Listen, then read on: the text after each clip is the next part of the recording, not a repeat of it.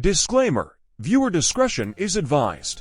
Before we start, click the subscribe button so I can post more of these videos. Let's get straight to it. Between 1989 and 1990, the highways of Florida became hunting grounds. Bodies of men were found along the roadside, all shot with the same .22 pistol. Police believed the killer was a man, a predator on the loose. But when the truth came out, it shocked the world. The killer was a woman, Aileen Wuornos, a hitchhiker with a violent past and a lifetime of pain. The media called her America's first female serial killer.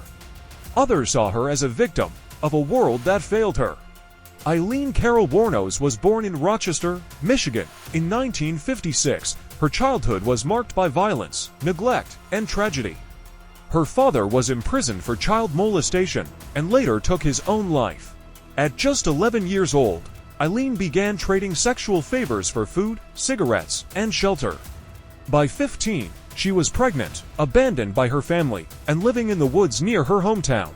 The pain she carried would follow her into adulthood, shaping the woman who would one day be known to the world as a killer. In 1986, Aileen met Tyria Moore, a hotel maid, at a Daytona Beach bar. For the first time in her life, she found someone who accepted her for who she was. Their relationship grew quickly, intense, passionate, and deeply dependent on one another. The two began living together, moving between cheap motels and surviving on what little money they could find. Aileen continued doing sex work along Florida's highways to support them both, hoping to build a life she had never known, one filled with love and stability. But as the years went on, money ran short, and the dangers of the road closed in. Aileen's anger and exhaustion began to surface. She was tired of being used, hurt, and forgotten. And soon, that pain would erupt into violence that would leave a lasting mark on history. Abandoned and desperate, she returned to the only life she knew, hitchhiking along Florida's highways and selling sex to survive. But something inside her had changed. The loneliness was now mixed with bitterness, a deep anger that had been building for years.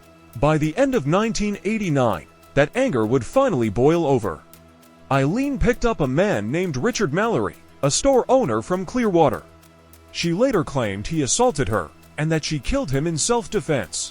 What happened that night would mark the beginning of a dark new chapter in her life. The death of Richard Mallory, Aileen continued drifting along Florida's highways, always on the move, always armed. She knew police would eventually find his body, but instead of stopping, she kept going. The line between survival and violence had completely blurred. In the months that followed, more men began to disappear. Their bodies turned up along rural roads and wooded areas, each one killed with the same .22 caliber pistol. To the outside world, these seemed like random, isolated murders. But to detectives, a disturbing pattern was beginning to emerge. The next victim was David Spears, a construction worker whose body was found naked on the side of State Road 19. He had been shot 6 times in the chest. Weeks later, Charles Carskaddon, a part-time rodeo worker, was found dead off another highway, also shot multiple times. Then came Troy Burress, a delivery driver who went missing during a routine trip. His body was discovered in the woods 4 days later. By now, Florida was on edge. Each new report carried the same chilling similarities: male victims, roadside scenes, and a female hitchhiker last seen with them. Detectives began calling the unknown suspect the highway killer. Aileen's killings didn't stop there. In the summer of 1990, she crossed paths with Charles Humphreys, a retired police officer, and later Peter Seams, a missionary. Both men were murdered, their cars later found abandoned and stripped.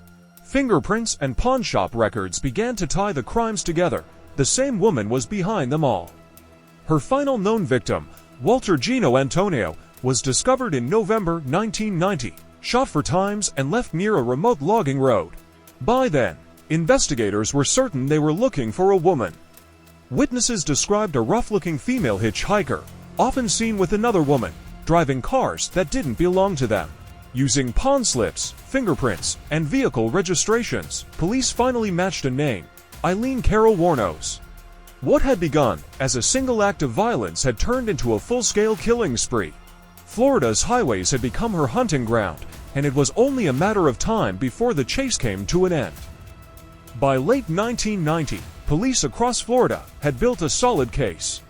Fingerprints, pawn slips, and eyewitness accounts all pointed to one woman, Aileen Wuornos, and her companion, Tyria Moore. The two had been living on the run, drifting between cheap motels and biker bars, trying to stay out of sight. Investigators knew Aileen was armed and dangerous, so they moved carefully.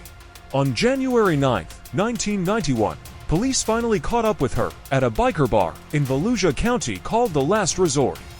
Undercover officers befriended her, waited for backup, and then made their move. After months of searching, Aileen Wuornos was under arrest. Meanwhile, Tyria had already been tracked down in Pennsylvania. But instead of being charged, she agreed to cooperate with police in exchange for immunity. They brought her back to Florida, where she made recorded phone calls to Aileen, encouraging her to confess. Over several days, the calls continued, Tyria pleading, crying, telling Aileen that she needed to tell the truth for both of them. Finally, Aileen broke down. On January 16, 1991, she confessed to the murders, admitting she had killed 7 men along Florida's highways. But even in her confession, she stood by one claim: that every killing had been an act of self-defense. To the world, she was a cold-blooded killer.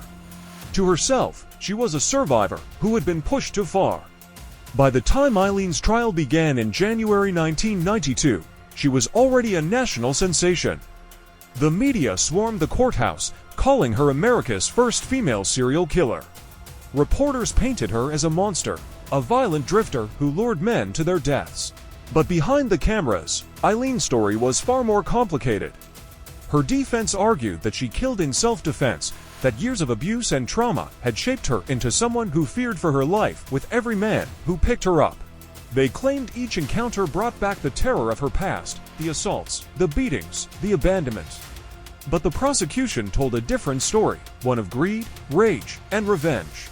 They said she murdered for money, stealing cars and wallets from her victims before disappearing down the highway. In the courtroom, Aileen was volatile, at times calm, at times explosive, shouting at jurors, accusing her lawyers, even cursing at the judge. To the public, she appeared unhinged, but to some, it was the final unraveling of a woman who had spent her life fighting to survive. After weeks of testimony, the verdict was read: guilty of first-degree murder. The sentence, death by electric chair. As she was led away, Aileen looked at the reporters and shouted, "I'm innocent. I was raped. I hope you get raped, too."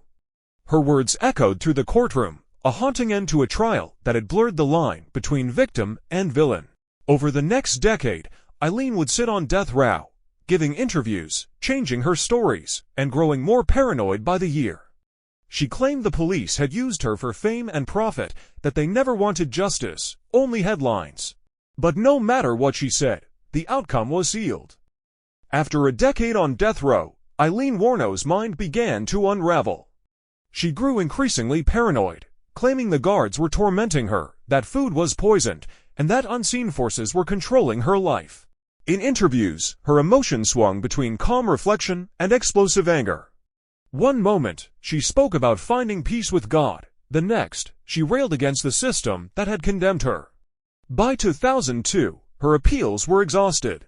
Aileen made the chilling decision to stop fighting her execution.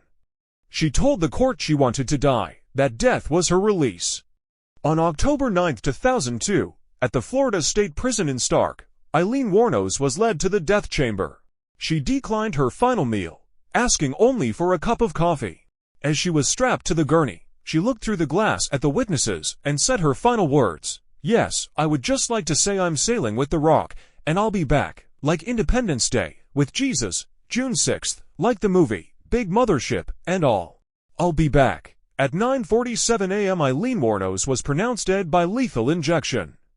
She was 46 years old. Her ashes were later sent to her close friend, Dawn Botkins, in Michigan, a rare reminder that, despite everything, someone still cared for her. In the years since her death, Aileen's story has continued to captivate the world. Books, documentaries, and films, most famously Monster 2003 starring Charlize Theron, have re-examined her life from every angle. Was she a heartless killer, or the product of a world that failed her again and again? That question still divides people today. What's certain is that Aileen Wuornos remains one of the most infamous figures in American true crime, a woman shaped by trauma, survival, and rage. A woman whose life reminds us of the thin line between victim and monster.